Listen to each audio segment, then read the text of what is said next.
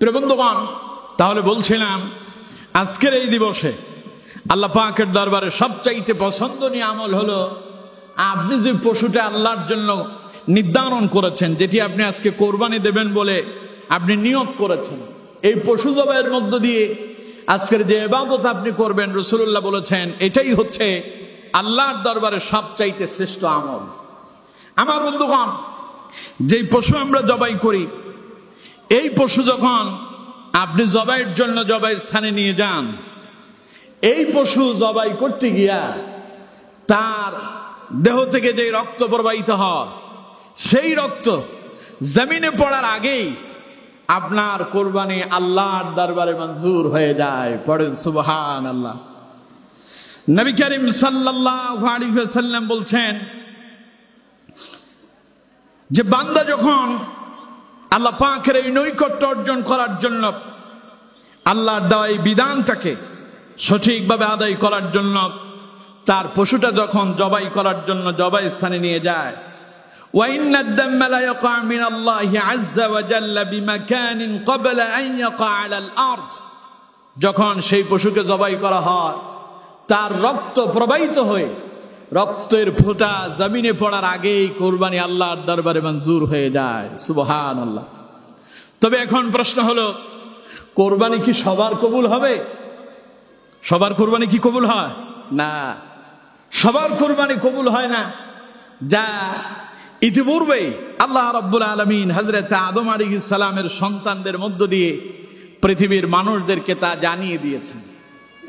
আপনারা সকলেই জানেন, আদম আলাইহিস সালামের দুই সন্তান আল্লাহর জন্য কোরবানি দিয়েছিল। তাদের দুইজন থেকে একজনের কোরবানি আল্লাহ কবুল করছে, আর অপরজনের কোরবানি আল্লাহর দরবারে মঞ্জুর হয় না। কোরআনুল কারীমে আল্লাহ রাব্বুল আলামিন বলছেন, وَاتْلُ عَلَيْهِمْ نَبَأَ ابْنَيْ آدَمَ بِالْحَقِّ إِذْ قَرَّبَا قُرْبَانًا فَتُقُبِّلَ مِنْ أَحَدِهِمَا وَلَمْ يُتَقَبَّلْ مِنَ الْآخَرِ। আল্লাহ পাক বলছেন, নবী আপনি আহলি কিতাবদেরকে জানায় দেন, तमाम পৃথিবীর মানুষদেরকে জানায় দেন, ওয়াতলু আলাইহিম নাবা আবনাই আদম বিল হক, আদম আলাইহিস সালামের সন্তানদের প্রকৃত ইতিহাস পৃথিবীর মানুষদেরকে জানায় দেন। সেই ইতিহাস কি? আল্লাহ রাব্বুল আলামিন বলছেন, ইয ক্বাররাবা কুরবানান ফাতুকুব্বিলা মিন আহাদিহিমা ওয়ালাম ইউতাকাব্বাল মিনাল আখার। আল্লাহ পাক বলছেন, আদমের দুই সন্তান কোরবানি দিয়েছিল, যার মধ্য থেকে একজনের কোরবানি আল্লাহ পাক কবুল করেছেন, আর অপরজনের কোরবানি আল্লাহর দরবারে মঞ্জুর হয়নি। যার কোরবানিটা মঞ্জুর হয়নি তার মন খুব ভালো না? মন ভালো? আপনি একটা পশু আল্লাহর জন্য কোরবানি দেওয়ার জন্য রেডি করলেন, তৈরি করলেন, প্রস্তুতি করলেন, জবাই দিলেন, কিন্তু আপনার কোরবানি আল্লাহ কবুল করলো না, মন কি খুব ভালো হবে? আপনারও কথা বলতে হবে, মন ভালো হবে? একটা ছেলে পরীক্ষা দিল, মনে করেন একই ক্লাসে ছাত্র তার একজন দুইজন না, অনেকেই থাকে। তো পরীক্ষা দিয়া কেউ পাশ করে, কেউ ফেল করে, কেউ পাশ করে আনন্দে আত্মহারা হয়ে যায়, আর যারা ফেল করে মাঝে মধ্যে এত ব্যথিত হয়, গলার ভেতরে রশি দিয়া সে ফাঁসি দিয়া দুনিয়া থেকে নিজের শেষ করে দেয়। ঠিক কিনা? আমার বন্ধুগণ, এখন একজনের কোরবানি কবুল হলো, অপরজনের কোরবানি কবুল হলো না। যার কোরবানি কবুল হয় নাই তার মন খুব খারাপ হয়েছে। সে তার অপর ভাইকে বলছে, ক্বালা লা আকতুলান্নাক, আমি তোমারে হত্যা করব। আমার বন্ধুগণ, যার কোরবানি কবুল হয়েছিল সেবার জবাব দিল, আমার ভাই রাগ করো না, মন খারাপ করো না, তুমি তো জানো না, ক্বালা ইন্নামা ইয়াতাকাব্বালুল্লাহু মিনাল মুত্তাকিন। আমার ভাই জেনে রাখো, আল্লাহ তাআলা তার কোরবানি কবুল করেন যার অন্তরে তাকওয়া আছে, যার অন্তরে ফরজগারিতা আছে, যে তাকওয়া অর্জন করতে পেরেছে, মুত্তাকিদের কোরবানি আল্লাহ তাআলা কবুল করেন। পড়েন সুবহানাল্লাহ। সুতরাং পশুটা আপনার কত বড়, কত লক্ষ টাকা দিয়ে কিনছেন, গোশত কত মন হবে, এরপরে এটা দিয়ে কতজন মানুষকে খাওয়ানো যাবে, এটা আল্লাহর দরবারে গ্যারান্টেড হবে না।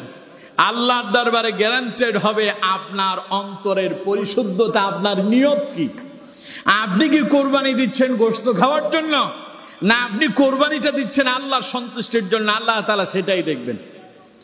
যেমন কোরআনুল কারীমে আল্লাহ রাব্বুল আলামিন অন্য জায়গায় বলছেন, আল্লাহ রাব্বুল আলামিন বলছেন, লা ইয়ানালাল্লাহু লুহুমুহা ওয়ালা দিমাউহা ওয়ালাকিন ইয়ানালুহুত তাকওয়া মিনকুম। আল্লাহ রাব্বুল আলামিন বলছেন, ও দুনিয়ার মানুষরা শোনো, তোমরা যে কোরবানি করো, যে পশু জবাই করো, লা ইয়ানালাল্লাহু লুহুমুহা, ওর গোশত আমার দরবারে পৌঁছায় না, ওয়ালা দিমাউহা, ওর রক্ত আমার কাছে পৌঁছায় না। তাইলে কি পৌঁছায়? আল্লাহ তাআলা বললেন, ওয়ালাকিন ইয়ানালুহুত তাকওয়া মিনকুম, বরং তোমাদের কবুল হয় অন্তরের পরিশুদ্ধতা। পড়েন সুবহানাল্লাহ।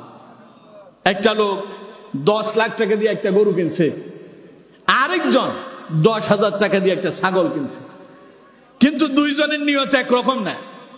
যেই লোক 10 লক্ষ টাকা দিয়ে গরু কিনলো, তার চিন্তা ভাবনা হইলো আমার ঘরের ভেতরে লোকজন অনেক বেশি, খাবার দাবার অনেক লাগবে, আমার একটা বড় গরু দিয়ে কোরবানি না দিলে তো আমার কোরবানি আদায় হবে না। আর যিনি 10,000 টাকা দিয়ে একটা ছাগল কিনছে, ওর তেমন একটা অ্যাবিলিটি নাই, পয়সা কড়ি নাই, ও মনে মনে চিন্তা করছে, আল্লাহ তুমি আমার যতটুকু অ্যাবিলিটি দিছো, আমি তোমার জন্য এটাই কোরবানি করলাম, আমার এই ছোট্ট এই কোরবানিটা তুমি কবুল করো। দেখা গেল 10 লক্ষ টাকা দিয়ে যিনি কোরবানি দিলেন, তার অন্তরের পরিশুদ্ধতা নাই বলে তারটা কবুল হলো না। আর যিনি 10,000 টাকা দিয়ে একটা ছাগল কোরবানি করছে, তার অন্তরের পরিশুদ্ধতার কারণে তার কোরবানি আল্লাহর দরবারে মঞ্জুর হয়েছে। সুবহানাল্লাহ। এজন্য আমার বন্ধুগণ, কোরবানির জন্য বড় পশু কিনলাম, কত লক্ষ টাকা দিয়ে কিনলাম, এটা দেখার বিষয় নয়। মূলত দেখতে হবে কি দেখতে হবে?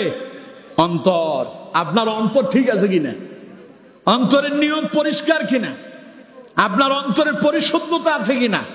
যদি অন্তরে পরিশুদ্ধতা থাকে, কোরবানি যিনি কবুল করবেন তিনি কে? চিল্লায় বলেন, তিনি কে? সুতরাং আমার বন্ধুগণ, এই কোরবানির মধ্য দিয়ে যদি অন্তরের তাকওয়া আর পরিশুদ্ধতা যদি ঠিক থাকে, তাহলে আল্লাহ রাব্বুল আলামিন কোরবানি কবুল করবেন। আর এই কোরবানিটা মূলত আমরা দেই কার জন্য? গোশত খাওয়ার জন্য? কথা কয় না, গোশত খাওয়ার জন্য না।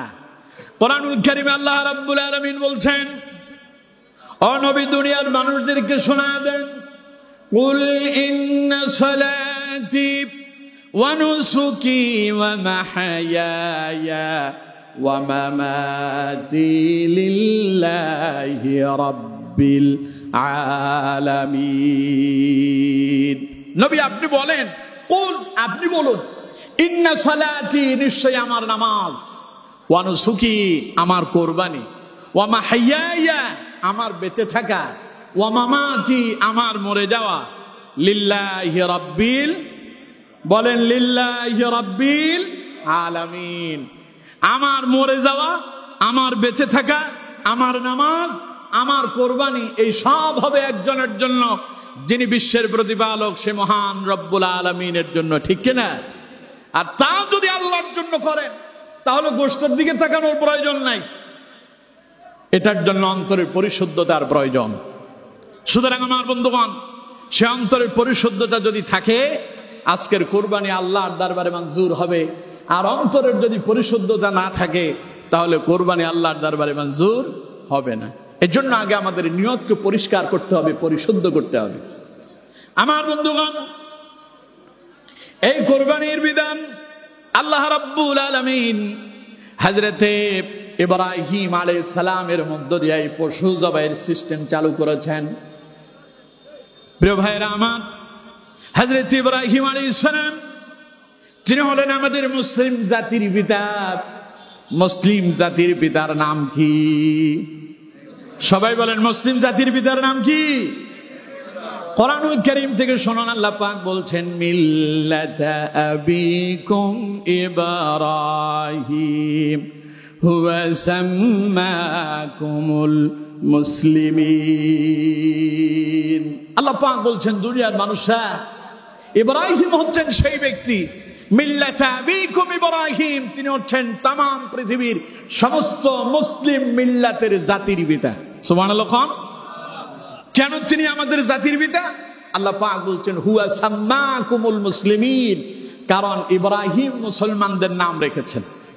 তার মানে আপনার বাপ যেমন আপনার নাম রাখছে আব্দুল্লাহ, আব্দুর রহমান, সলিমউদ্দিন, কলিমউদ্দিন, ইব্রাহিম আলাইহিস সালাম এইরকম আমাদের নাম দিয়েছে, আমরা মুসলমান, এরকম নাকি? কথা কয় না এরকম নাকি? না, বিষয়টা হলো এই, ইসলাম তো সূচনা হয়েছে আদম আলাইহিস সালামকে যখন আল্লাহ তাআলা দুনিয়ায় প্রেরণ করছেন, তখন থেকেই মুসলমানের নাম সূচনা হয়েছে। তাইলে ইব্রাহিম কিভাবে আবার মুসলমানদের নাম রাখলো? ইব্রাহিম আলাইহিস সালাম মুসলমানদের নাম রেখেছেন এইভাবে, মনে করেন একজনের বাপ খুব ভালো মানুষ, আল্লাহওয়ালা মানুষ, মানুষ তার খুব প্রশংসা করে। এখন ওই লোকের একটা ছেলে হইছে, ছেলেটাও বাপের মতো, বাপ মরে গেছে কিন্তু ছেলে তার বাপের আদর্শ লালন করে, এবং বাপ যে ঐতিহ্যের উপরে প্রতিষ্ঠিত ছিল, সন্তানও তার উপর প্রতিষ্ঠিত আছে। তখন লোকজন কয় এই ছেলে তার বাপের নাম রাখছে। ঠিক কিনা? কথা মনে আপনারা বুঝেন নাই? কথা কি বুঝতে পারছেন? ছেলে যখন বাপের দেখানো পদ্ধতিতে জীবন যাপন করে, তখন লোকজন কয় ছেলে তার বাপের নাম রাখছে। আসলে কি ছেলে তার বাপের নাম রাখছিল? এই ছেলে হওয়ার আগেই তো তার বাপ হইছে, তার বাপ আসছে বলেই সে হয়েছে। কিন্তু এখন মানুষ কয় ছেলে তার বাপের নাম রাখছে। আসলে ছেলে তার বাপের নাম রাখে নাই, বরং ছেলে তার বাপ যা করছে ওই কর্মকাণ্ড সেইভাবে করার কারণে লোকজন বলে ছেলে তার বাপের নাম রাখছে। ইব্রাহিম আলাইহিস সালাম মুসলমানদের নাম রেখেছেন এইভাবে। আল্লাহ রাব্বুল আলামিন ইব্রাহিম আলাইহিস সালামের কাছে যত কিছু চেয়েছিলেন, ইব্রাহিম আলাইহিস সালাম ইসলামের জন্য সবকিছুকে সঁপে দিয়েছিলেন।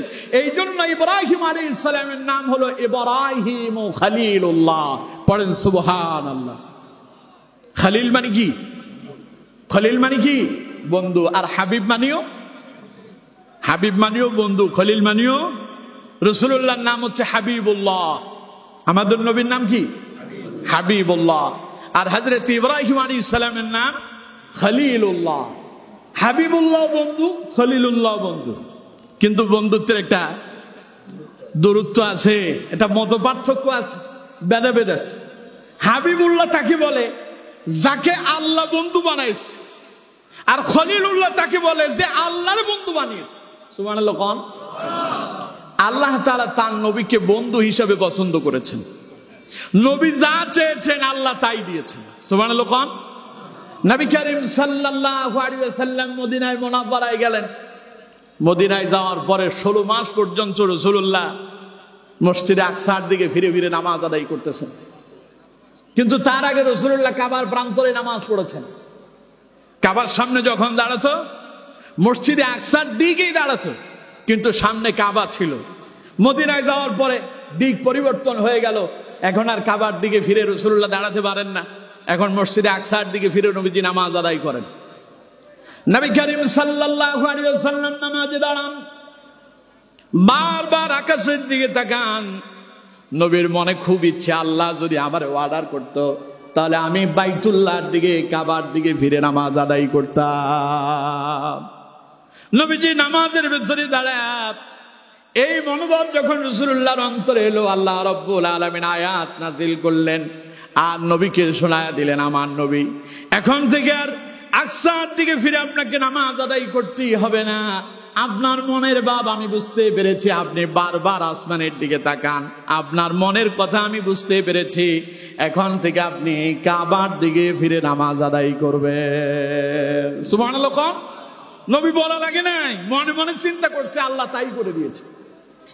আর ইব্রাহিম হলেন খলিলুল্লাহ, আল্লাহর বন্ধু। তিনি আল্লাহর বন্ধু হিসেবে নির্বাচিত করেছেন। বন্ধুর কাজ হলো বন্ধু হবে বন্ধুর হিতাকাঙ্ক্ষী।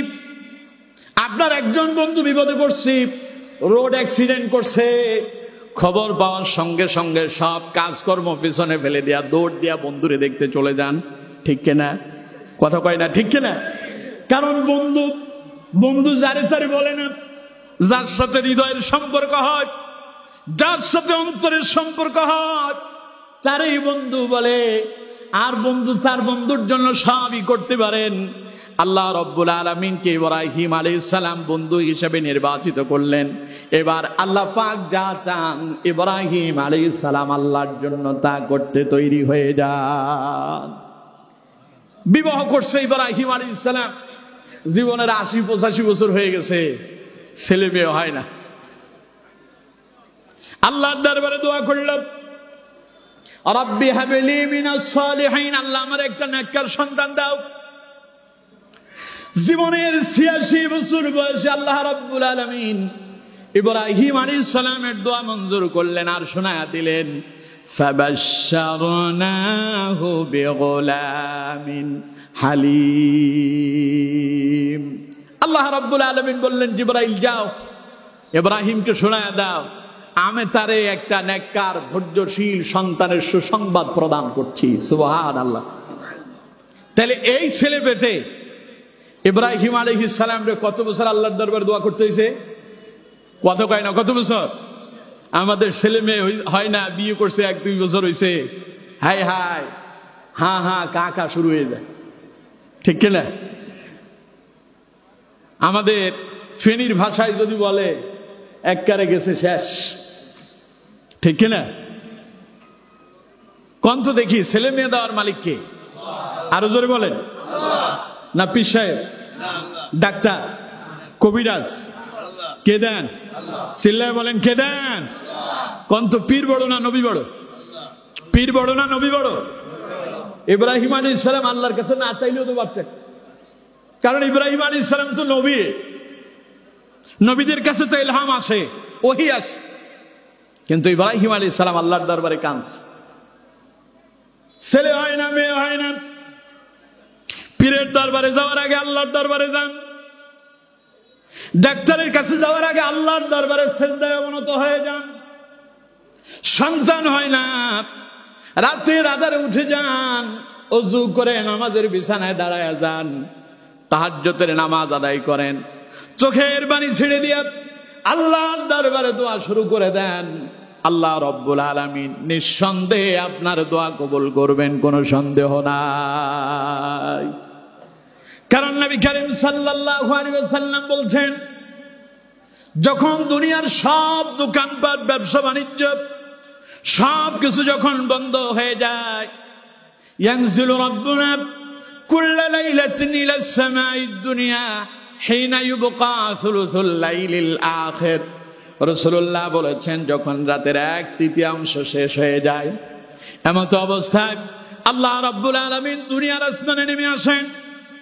দুনিয়ার আসমানে এসে তিনি তার বান্দাদেরকে ডেকে ডেকে বলেন, মাইয়াদুনি ফাস্তাজিব লাহু ওয়া মাইয়াসআলুনি ফাউতিয়াহু। পড়েন আল্লাহু আকবার। কে আসো আমারে ডাকো, আমি তোমার ডাকে সাড়া দেব। কে আসো আমার কাছে সাহায্য চাও, আমি তোমার সাহায্য করব। কে আসো বিপদে পড়ছো, মুসিবতে পড়ছো, আমারে বলো, আমি তোমার বিপদ মুসিবত দূর করে দেব। সুতরাং পীরের দরবারে যাওয়ার আগে, ডাক্তারের কাছে যাওয়ার আগে, কবিরাজের কাছে যাওয়ার আগে সিজদায় অবনত হয়ে যান।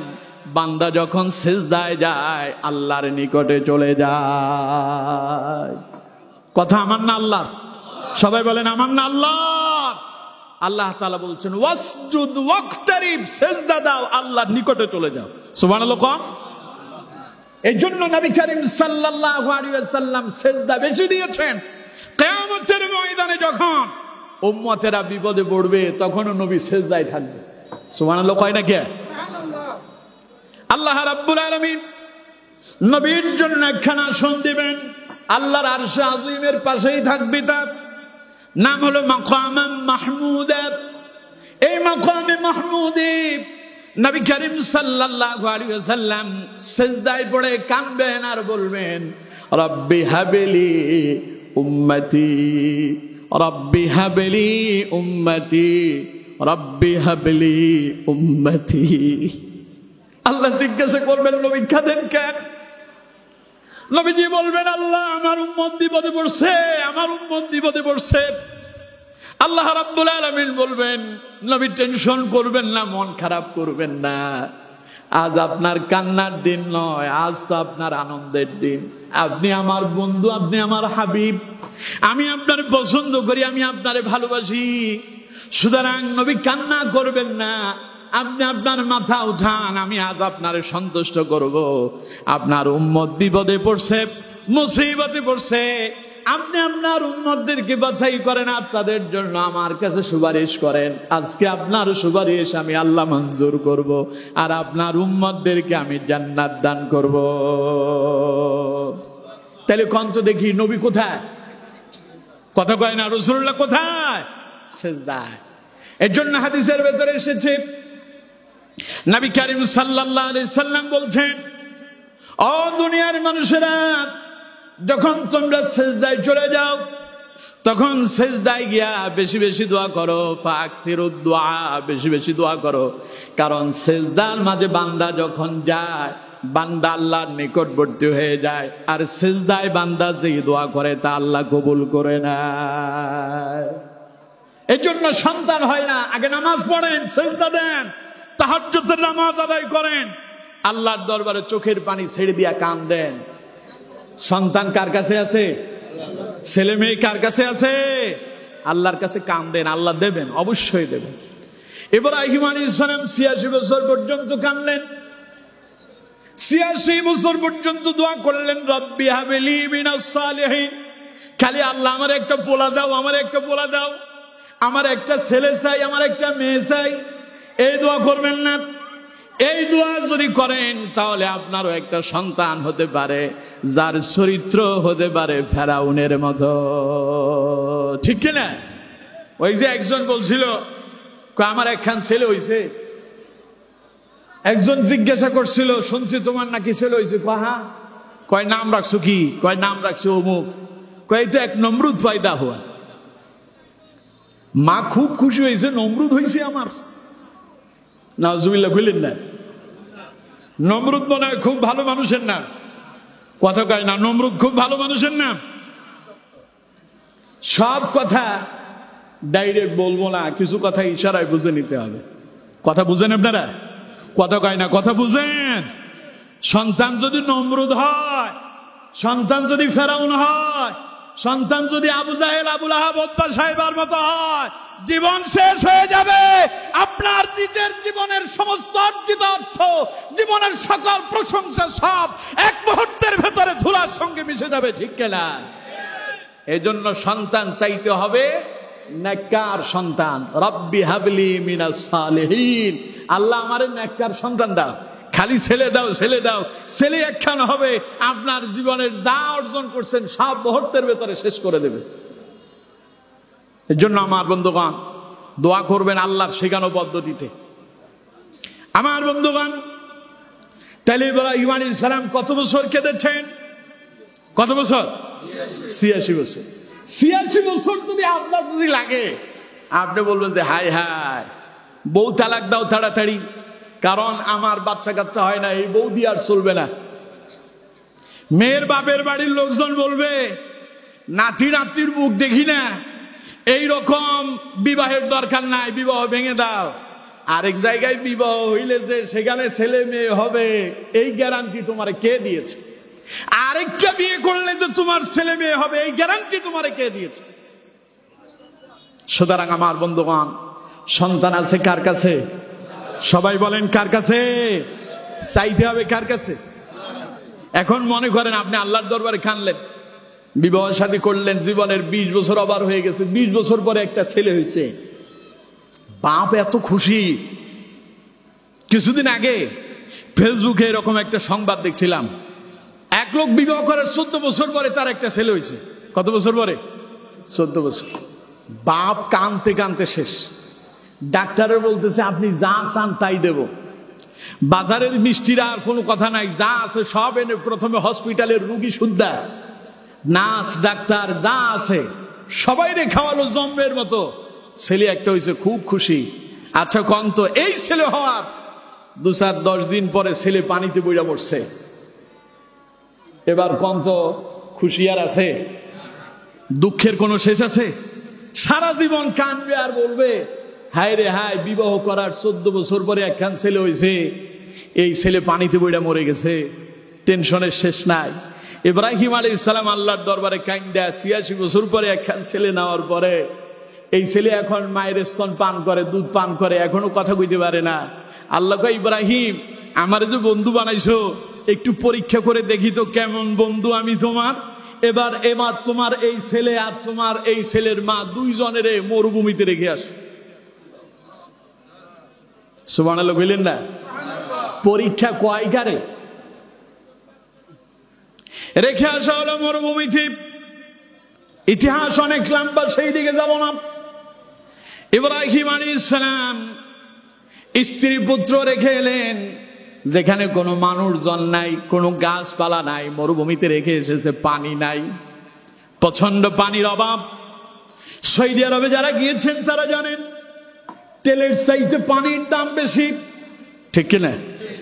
তেলের চাইতে পানির দাম, কারণ সেখানে পানির বেশি প্রয়োজন।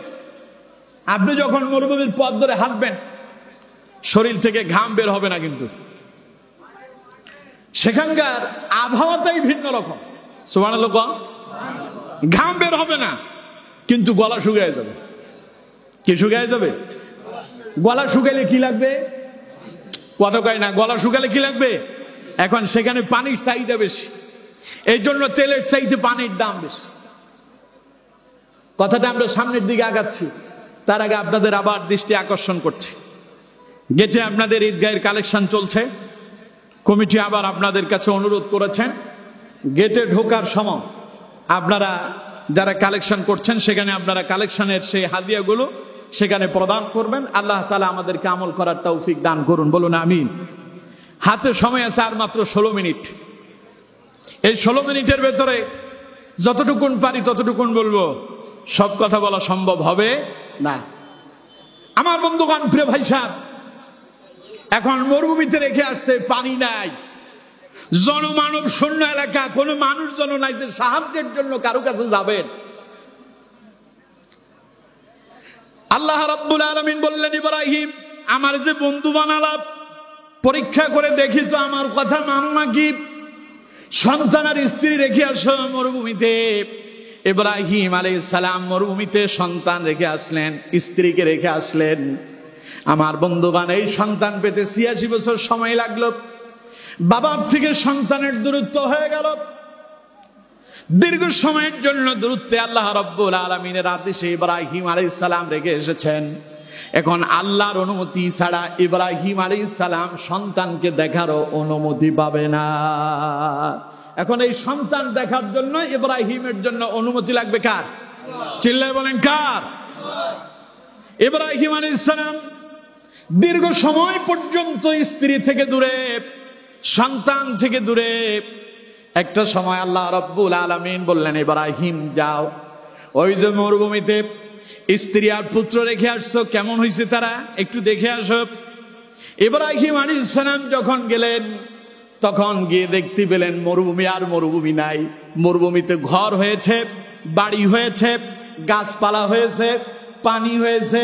শুধু পানি হয় নাই, আল্লাহ রাব্বুল আলামিন এমন এক পানির নহর দান করেছেন যার নাম হলো জমজম। এমন এক পানি দান করলেন যার সূচনা হয়েছে কিয়ামত পর্যন্ত শেষ হবে না। জান্নাত থেকে এটার কানেকশন লেগে গিয়েছে। সুবহানাল্লাহ। কোন? এটার ইতিহাস অনেক লম্বা, বললাম না সেই দিকে যাওয়ার আমাদের আর সুযোগ নেই। আমার বন্ধুগণ, ইব্রাহিম আলাইহিস সালাম দেখে তো অবাক হয়ে গেছে। সুবহানাল্লাহ, আল্লাহু আকবার। এই বিশাল অবস্থা কি করে হলো? সন্তানকে দেখতে পেল না, জীবনের 10-12 বছর চলে গেল। দীর্ঘ সময় সন্তানের সঙ্গে বাবার দেখা নাই। বাপ গেছে বিদেশে, দীর্ঘদিন পর্যন্ত প্রবাস জীবন অতিবাহিত করল। প্রবাসে যাওয়ার সময় তার স্ত্রী গর্ভধারণ করেছিল। সন্তান একটা দুনিয়া আসছে, সন্তানের চেহারা দেখে নাই। বাপ বিদেশ গেল, 10-12 বছর হয়ে গেছে। 10-12 বছর পরে দেশে এলো।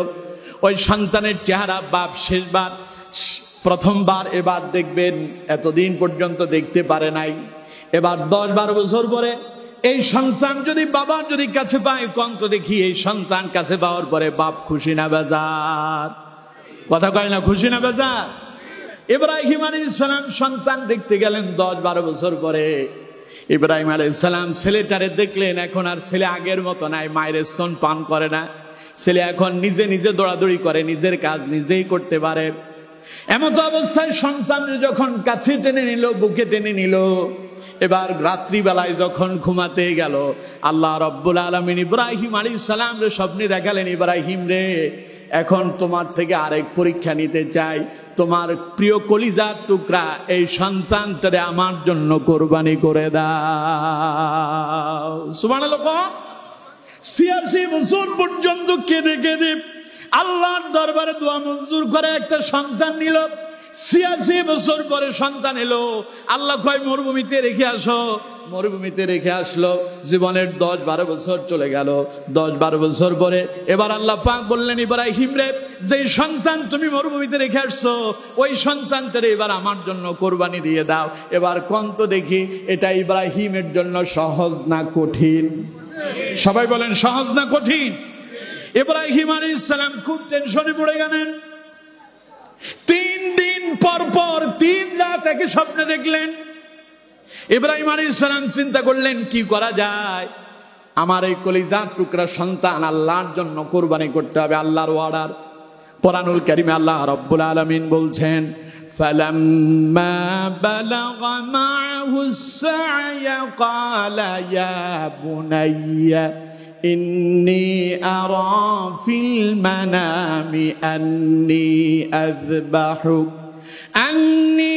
أَذْبَحُكَ فَانظُرْ مَاذَا تَرَى قَالَ يَا أَبَتِ افْعَلْ مَا تُؤْمَرُ ستجدني إن شاء الله من الصابرين। পড়েন আল্লাহু আকবার। ইব্রাহিম আলাইহিস সালাম চিন্তা করলেন, আচ্ছা আমি যে স্বপ্ন দেখলাম এই বিষয়টা একটু আমার সন্তানের সঙ্গে, আমার ছেলের সাথে পরামর্শ করে দেখি, ছেলে আমার কি বলে। কারণ ইব্রাহিম আলাইহিস সালামও নবী, ছেলে ইসমাইলও, কথা কয় না, ছেলে ইসমাইল আলাইহিস সালামও নবী। বাপ তো জানে ছেলে কেমন। বাপের ছেলে আছে 4-5টা, 3-4টা, কোন ছেলের কোন হালতে আছে এটা বাপ খুব ভালো জানে, ঠিক না? এখন ইব্রাহিম আলাইহিস সালাম জানেন তার এই সন্তান যে নবী, তাই তিনি চিন্তা করলেন, ছেলে যেহেতু নবী, একটু ছেলের সঙ্গে পরামর্শ করে দেখি। ইব্রাহিম আলাইহিস সালাম বলছেন, আল্লাহ পাক বলছেন, ফালাম্মা বালাগা মাআহু সাইয়া, যখন ইব্রাহিম নিজে নিজে চলতে পারে, নিজের কাজ নিজেই করতে পারে, এমন সময় ইব্রাহিমকে আল্লাহ রাব্বুল আলামিন স্বপ্নে দেখালেন। ইব্রাহিম আলাইহিস সালাম স্বপ্নে দেখলেন তিনি তার প্রিয় কলিজার টুকরা সন্তানটারে কোরবানি দিচ্ছেন। ইব্রাহিম আলাইহিস সালাম সন্তানের কাছে এসে বললেন, ক্বালা ইয়া বুনাইয়া ইন্নী আরা ফিল মানামি আন্নী আযবাহুক। হে আমার কলিজার টুকরা সন্তান, বাবা, আমি স্বপ্নে দেখেছি আমি তোমাকে আল্লাহর জন্য কোরবানি করতেছি। আমার বাবা, আমি যে স্বপ্নে দেখলাম তোমার আল্লাহর জন্য কোরবানি করতেছি, এখন আমি তোমার কাছে জানতে চাই এই ব্যাপারে তোমার অভিমত কি? সুবহানাল্লাহ। আমার বন্ধুগণ, ইব্রাহিম আলাইহিস সালাম বললেন, বাবা স্বপ্নে দেখেছি আমি তোমার জবাই করতেছি, এখন বাবা তোমার অভিমত কি? ফাংদুর মাদা তারা। ছেলে বলতেছে, আব্বা যা স্বপ্নে দেখেছেন তা বাস্তবায়ন করে দেন। সুবহানাল্লাহ। আরে আমি আল্লাহর জন্য কুরবানি হচ্ছি, এতে আমার কোনো ভয় নাই, চিন্তা নাই, টেনশন নাই, কারণ আমি তো আমার রবের জন্য উৎসর্গ হব। দুনিয়ায় এসেছি তো আল্লাহর জন্য, বেঁচে থাকবো আল্লাহর জন্য, মরে যাব। আল্লাহ তাআলা বলছেন, ইন্না সালাতি ওয়া নুসুকি ওয়া মাহইয়ায়া ওয়া মামাতি লিল্লাহি রাব্বিল আলামিন। নামাজ হবে আল্লাহর জন্য, কোরবানি হবে আল্লাহর জন্য, বেঁচে থাকবো তো আল্লাহর জন্য, মরে যাব আল্লাহর জন্য। আর আমি যদি আল্লাহর জন্য নিজেকে উৎসর্গ করতে পারি, এর চাইতে বড় পাওনা আর কি হতে পারে? ইব্রাহিম আলাইহিস সালামের কলিজার টুকরা সন্তান বললেন, ফানদুর মাযা তারা, আব্বা যা স্বপ্ন দেখছেন তা আপনি পরিপূর্ণ করেন। কারণ আশা করা যায়, ইয়া আবাতি ফাআল মা তুমার সাতাজিদুনি ইনশাআল্লাহু মিনাস সাবিরিন, আশা করা যায় আপনি আমার ধৈর্যশীল অবস্থায় পাবেন। আমি হাওমাও করব না, চিৎকার চেঁচামেচি করব না, আমি আমার নিজেকে বিলিয়ে দেব, আমি আমার রবের জন্য কোরবানি হব। এর চাইতে বড় সৌভাগ্য আমার জন্য আর কি হতে পারে? চিল্লায় কোন আল্লাহু আকবার। বিশাল বড় উট জবাই হয়, দাঁড়ায় আছে, লাঠি একখান মারলে 10 হাত দূরে যায় পড়বে। বিশাল গরু জবাই করেন, একটা লাঠি আর একটা গুঁতো মারলে জীবন শেষ হয়ে যাবে। এই বিশাল বড় এই উট, বিশাল বড় গরু, যিনি আপনাদের অধীনস্থ করে দিলেন তিনি কে? কাযালিকা সাখখারনাহা লাকুম, কাযালিকা সাখখারাহা লাকুম। আল্লাহ তাআলা বলছেন এগুলো আমি তোমাদের অধীনস্থ করে দিয়েছি। সুবহানাল্লাহ। কোন? সুতরাং আমার বন্ধুগণ, ও তো জানে ও আল্লাহর জন্য উৎসর্গ হচ্ছে, এই জন্য আপনার গুতা দেয় না। ও জানে ও আল্লাহর জন্য কুরবানি হয়ে যাচ্ছে, এই জন্য সে লাভ দেয় না। ও বিনয়ের সঙ্গে, নমনীয়তার সঙ্গে সে মাটিতে শুয়ে যায়। সুবহানাল্লাহ। গত 2-1 দিন যাবত দেখতেছি ফেসবুকে একটা ছোট্ট একটা ভিডিও ক্লিপ, আপনারা অনেকেই দেখেছেন যারা ইউটিউব ফেসবুক ব্যবহার করেন। 2-4 জন মিলে একটা ছোট্ট ছাগলের বাচ্চা নিয়ে আসছে। ছাগলের বাচ্চাটারে শোয়া দিছে, কাঠপিড়া শোয়া দিয়া অভিনয় করতেছে ছাগলের সাথে। শোয়া দিয়া ছুরি ছাড়া আঙ্গুলে ছুরি বানাইছে, ছাগলের কাত করে শোয়া দিয়ে ওই ছাগলের গলার ভেতরে আঙ্গুল দিয়া ছুরির মতো চালাইতেছে, অভিনয় চলতেছে আর কি, জবাই দিতেছে। ছাগল মনে করতেছে আসলে আমি আল্লাহর জন্য কোরবানি হয়ে যাচ্ছি। ও বিনয়ের সঙ্গে শুয়ে আছে, ওর গলাতে আঙ্গুল দিয়ে যখন ছুরির মতো চালায় দেওয়া হলো, চোখ দুইটা বন্ধ করে দিয়ে এমন ভাবে পড়ে আছে মনে হয় যে সে মরে গেছে। সেই ভাবতেছে আমারে তো আল্লাহর জন্য কোরবানি করা হচ্ছে, কারণ যারা কোরবানি দিচ্ছে তারা আল্লাহু আকবার বলতেছে, আর ওই ছাগলের বাচ্চা মনে করতেছে আমি আমার রবের জন্য কোরবানি হয়ে যাচ্ছি। সুতরাং লাভ জাপ দিয়া লাভ কি? আমি তো আল্লাহর জন্য নিজেকে উৎসর্গ করলাম। বিনয়ের সঙ্গে সে নিজেকে সঁপে দিল, আর ওরা অভিনয় করলো কিছুক্ষণ পর্যন্ত এটা পড়ে আছে। এরে দেখে আমি মনে মনে চিন্তা করলাম আল্লাহু আকবার, এই যদি একটা জন্তুর আচরণ হয়, তার মানে ইসমাইল আলাইহিস সালাম সেই দিন আল্লাহর জন্য কোরবানি হতে গিয়া বাপের যে বললেন সাতাজিদুনি ইনশাআল্লাহু মিনাস সাবিরিন, আব্বা আপনি যখন কোরবানি করেন, আমার যখন জবাই দিবেন, আমি লাফজাব দেব না, আমি অস্থির হয়ে যাব না, কারণ আমি তো আমার রবের জন্য কবুল হয়েছি। আমাকে আপনি ধৈর্যশীল অবস্থায় পাবেন, চিন্তা করবেন না, যা স্বপ্নে দেখেছেন তাই বাস্তবায়ন করে দেন। পড়েন আল্লাহু আকবার। ইব্রাহিম আলাইহিস সালাম খুশি, বাপ বেটা দুইজন এবার কোরবানির জন্য প্রস্তুত। আমার বন্ধুগণ, আল্লাহ রাব্বুল আলামিন বলছেন ফালাম্মা আসলামা ওয়া তাল্লাহু লিল জাবিন। বাপ তার ছেলেরে নিয়ে গেল জবাইয়ের স্থানে, ছেলেটারে কাঁধ করে শোয়া দিল। বাপ ছুরিটারে নিয়ে গলার ভেতরে চালানো শুরু করল, কিন্তু ছুরি চালায় ইসমাইল আলাইহিস সালাম জবাই হয় না। কন্ত দেখি ইসমাইল জবাই হয়ে যাওয়া এটা কি আল্লাহর উদ্দেশ্য নাকি? আল্লাহর উদ্দেশ্য ইব্রাহিম থেকে পরীক্ষা নেওয়া, ইসমাইল কুরবানি হয়ে যাক, জবাই হয়ে যাক, এটা আল্লাহর উদ্দেশ্য ছিল না। আল্লাহ তাআলা চেয়েছেন ইব্রাহিম যে আমারে বন্ধু বানালো, আসলে কেমন বন্ধু আমারে বানালো একটু পরীক্ষা করে দেখি। ইব্রাহিম আলাইহিস সালাম ছেলেটারে কাঁধ করে শোয়া দিয়া জবাই করতেছে, ছুরি চালায়। আমার বন্ধুগণ, ইসমাইল আলাইহিস সালাম জবাই হয় না। ইতিহাস অনেক লম্বা। ইসমাইল আলাইহিস সালাম বারবার বাবারে বলে, আমার আব্বা আমি আপনার সন্তান বলে আমার প্রতি আপনার মনে হয় মায়া জেগে গেছে, তাই আপনি ছুরির উল্টা পিঠ চালাচ্ছেন। দয়া করে ভালোভাবে দেখে নেন, ছুরিটারে আরেকটু ধার দিয়ে নেন, এরপরে দেখে শুনে আমার গলার ভিতরে ছুরি চালায় দেন। ইব্রাহিম আলাইহিস সালাম সন্তান ইসমাইলের গলায় ছুরি চালায়, কিন্তু ইসমাইল জবাই হয় না। এমন সময় আল্লাহ রাব্বুল আলামিন বলছেন ওয়ানাদাইনাহু আইয়া ইব্রাহিম। আল্লাহু আকবার। আল্লাহ তাআলা বললেন ইব্রাহিম থামো, ওয়ানাদাইনাহু আইয়া ইব্রাহিম, আল্লাহ ইব্রাহিমরে ডাক দিলেন, قد صدقت الرؤيا إنا كذلك نجزي المحسنين।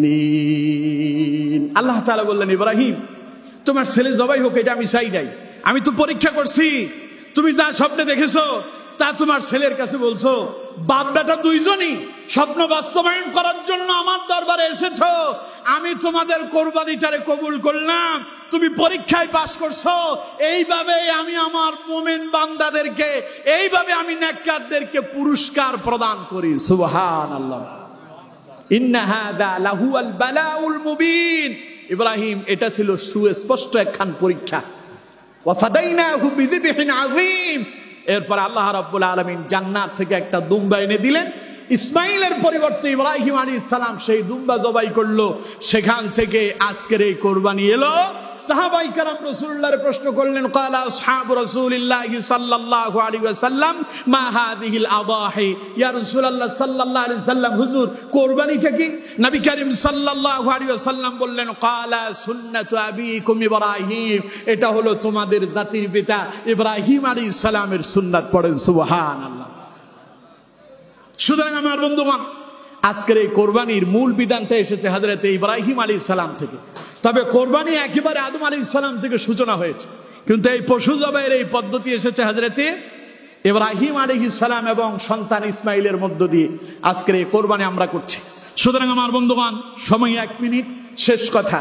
এখন এখান থেকে কোরবানি থেকে আমাদের শিক্ষা কি নিতে হবে? আমাদের শিক্ষা নিতে হবে প্রতিটি ক্ষেত্রে, সমাজ ব্যবস্থা হোক, রাষ্ট্র ব্যবস্থা হোক, আমাদের প্রতিটা ক্ষেত্রে আমাদের অর্থনীতি, সমাজনীতি, রাজনীতি, রাষ্ট্রনীতি, পরিবার নীতি, যত নীতি আছে প্রত্যেকটা নীতিতে আল্লাহ রাব্বুল আলামিনকে সন্তুষ্ট করার জন্য ইব্রাহিমের মতো ত্যাগ স্বীকার করতে হবে, আর প্রয়োজনে ইসমাইলের মতো আমাদের জীবনকে উৎসর্গ করার জন্য তৈরি থাকতে হবে। এই জন্য কারা কারা রাজি আছেন? দুই হাত তুলে আল্লাহরে দেখান। লিল্লাহি তাকবীর, নারায়ে তাকবীর। আল্লাহ তাআলা আমাদের হাতগুলো কবুল করুন, বলুন আমিন। আরো জোরে পড়ুন আমিন।